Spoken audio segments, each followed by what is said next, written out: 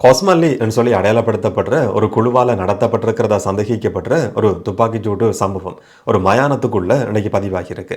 வழக்கம் போல அடையாளம் தெரியாத மர்ம நபர்கள் 2 பேர் வந்திருக்கிறாங்க. அந்த 2 பேரும் கொஸ்மல்லி குழுவை சேர்ந்தவர்கள் சொல்லி சொல்லப்படுது. ஒரு சம்பவம் கொஸ்மல்லி குழுவால் நடத்தப்பட்டிருக்கிற துப்பாக்கிச்சூடு.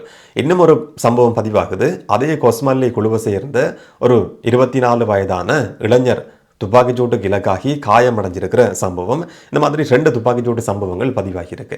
2வது சம்பவத்தில் துப்பாக்கிச்சூடை நடத்தி இருக்கிறது ஒரு போலீஸ் அதிகாரி, ஒரு போலீஸ் கான்ஸ்டபிள் தான் இந்த துப்பாக்கிச்சூடை நடத்தி இருக்கிறார். இன்னைக்கு பின்னேரம் ஒரு 4 மணி மாதிரி தெஹிவல மயானத்துக்குள்ள ஒரு துப்பாக்கிச்சூட்டு சம்பவம் பதிவாகியிருக்கு.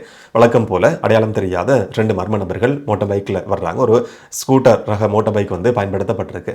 மயானத்துக்கு வழியில் மோட்டார் பைக்கை நிப்பாட்டி போட்டு ஹெல்மெட்டை போட்டுக்கொண்டு உள்ளே போய் 9mm பிஸ்டல் பயன்படுத்தப்பட்டு வழக்கம் போல 9mm பிஸ்டல் பயன்படுத்தப்பட்டு துப்பாக்கிச்சூடு நடத்தப்பட்டிருக்கு. துப்பாக்கிச்சூடு நடத்தப்பட்டதுக்கு பிறகு மாநிலத்துக்குள்ள இருந்து ஓடி வந்த 2 பேரும் வழியில் நிப்பாட்டி வைக்கப்பட்டிருந்த அந்த பைக்ல ஏறி அங்கிருந்து தப்பி ஓடுறதும் சிசிடிவி கேமராக்கள்ல பதிவாகியிருக்கு.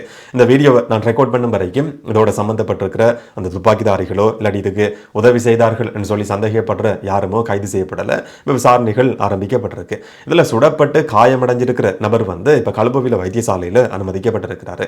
இவர் அந்த மயானத்துக்கு பொறுப்பான ஒரு நபராக இருந்தவர், இல்லாட்டி பாதுகாப்பு கடமையில் ஈடுபடுத்தப்பட்டிருந்த நபர் தான் 56 வயதான சுமித் ரூபசேன் சொல்லப்பட்ட நபர் தான் இந்த துப்பாக்கிச்சூட்டுக்கு இலக்காகி காயமடைஞ்சிருக்கிறார் என்றதை ஊடக செய்திகள் வெளிப்படுத்தி இருக்கு. அவர் அந்த மயானத்துக்கு பொறுப்பான பாதுகாப்பு கடமையில் ஈடுபடுத்தப்பட்டிருந்த நபர் மட்டும் கிடையாது, சண்டோட அப்பா என்ற மாதிரி போலீஸ் குறிப்பிட்டிருக்குன்னு சொல்லியும் ஒரு சில ஊடகங்கள் இன்னைக்கு செய்தி வெளியிட்டிருக்கிறத பார்க்க முடியுது. இந்த சண்டோ என்ற பேரை இதுக்கு முதல்லையும் நாங்கள் கேள்விப்பட்டிருக்கிறோம். சண்டோ குழுவுக்கும் இன்னொரு குழுவுக்கும் இடையில தெஹிவல கல்கிஸ் பிரதேசத்தில் ஒரு மோதல் நடந்து கொண்டிருக்கு. இதுக்கு முதல்ல நடந்திருக்கிற சில சம்பவங்களுக்கு பழி வாங்குற மாதிரியான துப்பாக்கிச்சூடுகள் நடத்தப்பட்டு வருது. போதைப்பொருள் கடத்தல்ல 2 குழுக்களுக்கு இடையில போட்டி நிலவுது என்ற மாதிரி ஊடகங்கள் குறிப்பிட்டிருந்தது. சண்டோட பேர் இதுக்கு முதல்லையும் பல சந்தர்ப்பங்களில் பேசப்பட்டிருக்கு. அந்த சண்டோட அப்பா தான் இந்த மாதிரி இலக்கு வைக்கப்பட்டிருக்கிற நபர். அவர் தான் சுடப்பட்டிருக்கிறார். இதுக்கு முதல்லையும் கொலை மிரட்டலை எதிர்நோக்கி இருந்த நபர். அவரை கொலை செய்யறதுக்கான முயற்சி பல சந்தர்ப்பங்கள் இதுக்கு முதல்லையும் முன்னெடுக்கப்பட்டிருக்கான். அந்த செண்டோட அப்பா சுடப்பட்டிருக்கிற ஒரு சம்பவமா இது பதிவாகி இருக்கு. இந்த துப்பாக்கிச்சூடை நடத்தின அந்த 2 பேரும் கொஸ்மல்லியினுடைய ஆதரவாளர்கள், இல்லாட்டி கொஸ்மல்லியோட சகாக்கள், கொஸ்மல்லி பயன்படுத்துகிற துப்பாக்கிதாரிகள் 2 பேர் தான் மோட்டார் பைக்ல இப்ப துப்பாக்கிச்சூடு நடத்தி அங்கிருந்து தப்பியோடி இருக்கிறாங்க சொல்லி போலீஸ் சொல்லி இருக்கிறதா ஊடக செய்திகள் குறிப்பிட்டது. எதிர்வரப்போற மனத்தியாளங்கள் இல்லாட்டி எதிர்வரப்போற ஒரு சில நாட்களுக்குள்ள இதோட சம்பந்தப்பட்ட நபர்கள் எப்படியுமே கைது செய்யப்படுவாங்க. நீண்ட நாட்களுக்கு தப்பி தலைமறைவா வாழ்றதுன்றது பெரும்பாலும் சாத்தியப்படாது. எப்ப இந்த கைது நடக்கும் என்றதை நாங்க பொறுத்திருந்து பார்க்கலாம். இது கொஸ்மல்லி குழுவால் நடத்தப்பட்டிருக்கிறதா சந்தேகிக்கப்படுற ஒரு துப்பாக்கிச்சூட்டு சம்பவம். இன்னும் ஒரு சம்பவத்துல இதே குழுவை சேர்ந்த கொஸ்மல்லி குழுவை சேர்ந்த ஒரு நபர் காயமடைஞ்சிருக்கிறாரு. அவர் மேல துப்பாக்கிச்சூடு நடத்தப்பட்டிருக்கு. என்ன நடந்திருக்குன்னு சொன்னா, பிலியந்தல பிரதேசத்தில் 2 போலீஸ் உத்தியோகத்தர்கள் வழக்கம் போல பாதுகாப்பு கடமையில ஈடுபடுத்தப்பட்டிருந்ததா சொல்லப்படுது. அந்த இடத்துக்கு ஒரு மோட்டார் பைக் வருது. மோட்டார் பைக்ல 2 பேர் வர்றாங்க. போலீஸ் நிப்பாட்டி சோதனைக்கு உட்படுத்துறதுக்கு முயற்சி முன்னெடுக்கப்படுது. அந்த நேரத்தில் மோட்டார் பைக்ல பின்னால இருந்த நபரை தன்னுடைய கையில இருந்த இல்லாட்டி மறைச்சு வைக்கப்பட்டிருந்த ஒரு கூர்மையான ஆயுதத்தை எடுத்து, ஒரு வாளை எடுத்து போலீஸ் அதிகாரியை வெட்டுறதுக்கு முயற்சி எடுத்திருக்கிறார். போலீஸ் அதிகாரி காயமடைஞ்சிருக்கிறார் இந்த சம்பவத்தில். அதுக்கு பிறகு அவர் கலுபுவில ஹாஸ்பிட்டலில் அனுமதிக்கப்பட்டிருக்கிறார். இப்போ வரைக்கும் சிகிச்சை பெற்று வாரார் என்ற செய்தி உறுதி செய்யப்பட்டிருந்தது. இந்த மாதிரி வாழ்வெட்டுக்கு இலக்கானதுக்கு பிறகு போலீஸ் கான்ஸ்டபிள் தன்னுடைய கை துப்பாக்கி எடுத்து மோட்டார் பைக்ல பின்னால் இருந்த இந்த கத்தியால வாழால வெட்டுறதுக்கு முயற்சி எடுத்த நபர் மேல துப்பாக்கிச்சூடு நடத்துறார்.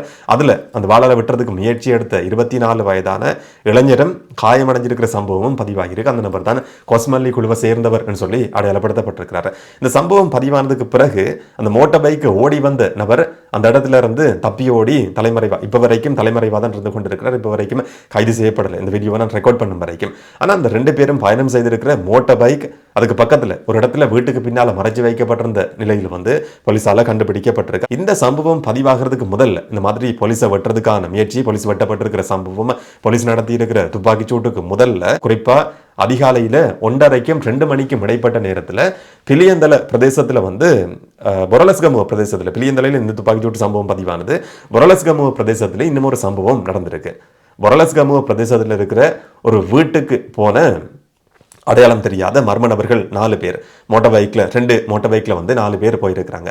அந்த வீட்டுக்கு போய் அந்த வீட்டு ஜன்னல் உடைக்கப்பட்டு கூர்மையான ஆயுதங்கள் பயன்படுத்தப்பட்டு வீட்டில் இருந்தவர்கள் மேலே தாக்குதல் நடத்தப்பட்டிருக்கு. குறிப்பாக 24 வயதான ஒரு யுவதி மேலே கூர்மையான ஆயுதங்களால் தாக்குதல் நடத்தப்பட்டதில் அந்த யுவதி காயமடைஞ்சிருக்கிறார். அந்த யுவதியும் வைத்தியசாலையில் அனுமதிக்கப்பட்டிருக்கிறார். அப்போ களப்பவில் வைத்தியசாலையில் வந்து இந்த சம்பவத்தில் காயமடைஞ்ச அந்த யுவதி வாழ்வெட்டுக்கு இலக்கான போலீஸ் கான்ஸ்டபிள் போலீஸால் சுடப்பட்டிருக்கிற கொஸ்மல்லி குழுவை சேர்ந்த அந்த 24 வயதான இளைஞர்னு சொல்லி 3 பேர் இப்போ வரைக்கும் களப்பவில் வைத்தியசாலையில் சிகிச்சைகளை பெற்றுக் கொண்டிருக்கிறாங்க. போலீஸுக்கு தகவல் சொல்லப்பட்டிருக்கு.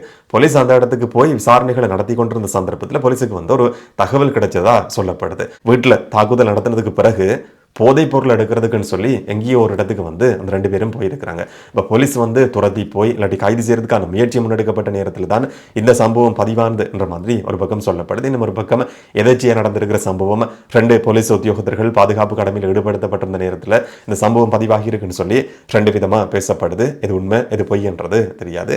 இதை பற்றின விசாரணையும் இப்போ தொடர்ச்சியாக நடந்து கொண்டிருக்கு.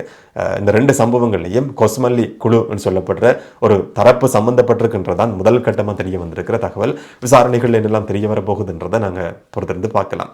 இந்த இடத்துல முன்னாள் போலீஸ் அதிபர் சி.டி. விக்ரமரத்னவினுடைய பூத உடலுக்கு இன்றைக்கு அரசியல்வாதிகள் உட்பட ஒரு சிலர் அஞ்சலி செலுத்திட்டு இருக்கிறாங்க. முன்னாள் ஜனாதிபதிகள் 2 பேர், குறிப்பாக ரணில் விக்ரமசிங்க, முன்னாள் ஜனாதிபதி மைத்ரிபால சிறிசேன உட்பட சிலர் வந்து அஞ்சலி செலுத்திட்டு இருக்கிறாங்க. முன்னாள் போலீஸ் அதிபர் தேசபந்து தென்னகோனும் அந்த இடத்துக்கு போயிருக்கிறார்.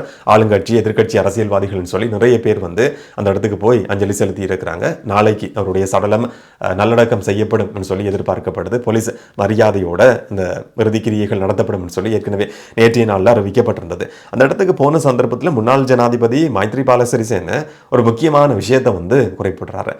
2-3 கிழமைகளுக்கு முதல்ல ஒரு சிநேகபூர்வமான சந்திப்பு நடந்தது. என்ன சொன்னா மைத்ரிபால சிறிசேன தான் இவர் வந்து சி.டி. விக்ரமரத்னவை பதில் போலீஸ் அதிபராக நியமித்தவர். ஈஸ்டர் தாக்குதலுக்கு பிறகு நடந்த பிரச்சனைகளில் வந்து கட்டாய விடுமுறை கொடுக்கப்பட்டதுக்கு பிறகு பூஜித் தியாசுந்தரவுக்கு கட்டாய விடுமுறை கொடுக்கப்பட்டதுக்கு பிறகு இவருக்கு வந்து அந்த பொறுப்பு கொடுக்கப்பட்டிருந்தது. அந்த பொறுப்பை கொடுத்தவர் முன்னாள் ஜனாதிபதி மைத்ரிபால சிறிசேன. 2 பேருக்கும் இடையில் ஒரு நெருக்கமான நட்பு இருக்கிறதா சொல்லப்படுது. இப்போ மைத்ரிபால சிறிசேன குறிப்பிடுறார், 2-3 கிழமைகளுக்கு முதல்ல ஒரு சந்திப்பு நடந்ததா. அந்த சந்திப்பு வந்து 2-3 மணித்தியாலங்கள் வரைக்கும் நீடிச்சிருந்தது. கலகலப்பா கதைச்சு கொண்டு இருந்தார். என்னுடைய வீட்டுக்கு வர்றது வரைக்கும் சில விஷயங்களை பற்றி கதைச்சு கொண்டிருந்தார். இப்போ திடீர்னு சொல்லி இந்த மாதிரியான ஒரு சம்பவம் பதிவாகிருக்குன்னு சொல்லி முன்னாள் ஜனாதிபதி மைத்ரிபால சிறிசேன குறிப்பிட்டார். இதை தவிர டட்லி சிறிசேனவும் மைத்ரிபால சிறிசேனோட சகோதரர் தான் டட்லி சிறிசேனவுக்கும் சி.டி. விக்ரமரத்னவுக்கும் இடையிலேயும் ஒரு நெருக்கமான நட்பு இருக்கிறதா சொல்லப்படுது. அந்த இடத்துல வந்து டட்லி சிறிசேனவும் ஒரு முக்கியமான விஷயத்த சொல்றாரு. 3 ஜனாதிபதிகளுக்கு கீழே போலீசினுடைய தலைவர் இல்லாட்டி போலீஸில் முக்கியமான ஒரு பதவியில் இருந்த நபர் தான் சி.டி. விக்ரமரத்ன. அந்த பதவியில் இருந்த காலகட்டத்தில் அவர் எதிர்கொள்ளாத அழுத்தங்களே இருந்திருக்க முடியாது. எல்லா விதமான அழுத்தங்களையும் எதிர்கொண்டிருந்த ஒரு நபர். அந்த மாதிரியான அழுத்தங்களை எல்லாம் எதிர்நோக்கி இருந்த ஒரு நபர் வேறொரு பிரச்சனை காரணமா மன அழுத்தம் காரணமா இந்த மாதிரியான ஒரு தீர்மானத்துக்கு வந்தாருன்னு சொல்லி எப்படி யோசிக்க முடியும்? இதை வந்தவர் எதிர்கொள்ளக்கூடிய நிலைமையில தானே இருந்திருப்பார் என்ற மாதிரி டட்லி சிறிசேன ஊடகங்களுக்கு குறிப்பிட்டிருந்ததையும் இன்னைக்கு பார்க்க முடிஞ்சுது. என்ன சொன்னா சி.டி. விக்ரமரத்னவினுடைய மரணம் இதுவரைக்கும் ஒரு உறுதியான முடிவு கிடையாது. இப்போ பிரேத பரிசோதனை அறிக்கை வந்து நேற்று வெளியாகி இருந்தாலும் கூட அதில் வந்து ஒரு ஓப்பன் வேர்டிக் தான் கொடுக்கப்பட்டிருக்கு. ஒரு கடைசி தீர்மானம் கிடையாது. கொலையா தற்கொலையான்னு சொல்லி இப்போ ஆதாரபூர்வமாக இதுவரைக்கும் நிரூபிக்கப்படலை. பிரேத பரிசோதனையில் வந்து துப்பாக்கிச்சூடு காரணம்னு சொல்லி சொல்லப்பட்டிருக்கு. அது வந்து அவரா நடத்தி இருக்கிற துப்பாக்கிச்சூடா இல்லாட்டி வேறு ஏதாவது சம்பவம் நடந்திருக்குன்றதும் சொல்லப்படலை. அரச ரசாயன பகுப்பாய்வு அறிக்கைக்கு பிறகுதான் அது வந்து ஆதாரபூர்வமாக சில நேரங்களில் வெளிவர முடியும். அதுக்கு இன்னும் எத்தனை மாதங்கள் எடுக்கும்ன்றது தெரியாது. இப்படியான ஒரு பின்புலத்தில் தான் சில ஊடக செய்திகளில் வந்து ஒரு விரக்தி நிலைமையில் இருந்தார், மன அழுத்தத்தில் இருந்தார், மகன் சம்பந்தமான பிரச்சனையில் இருந்தார்.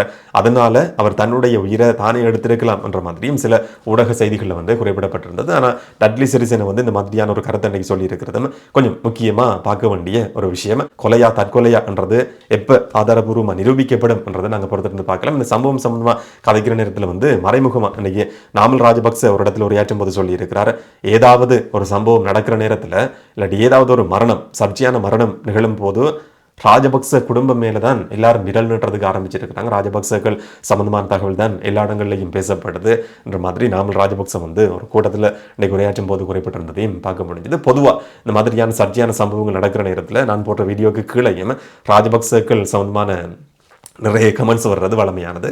அதை பற்றி தான் நாமல் ராஜபக்ச இன்னைக்கு வந்து கூட்டத்தில் உரையாற்றும் போது குறிப்பிட்டிருந்தார். அப்படியா இருந்தாலும் இது வந்து ஆதாரபூர்வமாக நிரூபிக்கப்பட வேண்டிய ஒரு விஷயம். விசாரணைகள் நடக்குது, என்ன நடக்கும், என்ன மாதிரியான தகவல்கள் தெரிய வரும்ன்றதை நாங்கள் பொறுத்திருந்து பார்க்கலாம். இதை பற்றி நீங்கள் என்ன நினைக்கிறீங்கன்றதை கமெண்ட்டில் சொல்லுங்கள். நாளைக்கு நாங்கள் இன்னும் ஒரு வீடியோவில் சந்திக்கலாம்.